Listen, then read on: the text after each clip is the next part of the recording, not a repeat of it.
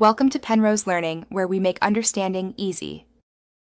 In this video, I will explain how to study for critical care nursing.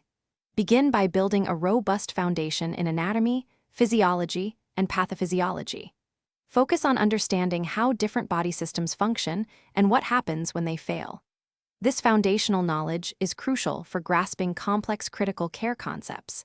Dedicate time to learning common diagnoses, essential medications, and the monitoring devices you will encounter. To truly internalize critical care knowledge, engage in active learning. Don't just passively read, actively recall information using flashcards or by quizzing yourself. Practice with numerous critical care questions and case studies to apply your understanding. Consider joining a study group to discuss challenging concepts and learn from your peers.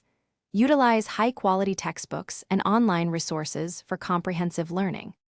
Bridging theory to practice is vital in critical care. Always strive to connect what you learn to actual patient scenarios. Engage fully in clinical simulations. They offer invaluable opportunities to practice critical thinking and interventions in a safe environment. Analyze patient case studies to understand the rationale behind treatment decisions. Observe experienced nurses and don't hesitate to ask thoughtful questions about their practice. Continuous review and self-assessment are key to mastering critical care nursing. Set aside dedicated time for regular review sessions to solidify your understanding.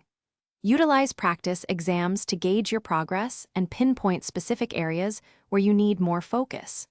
The field of critical care is constantly evolving, so commit to staying updated with new evidence and guidelines. Reflect on your study habits to optimize your learning.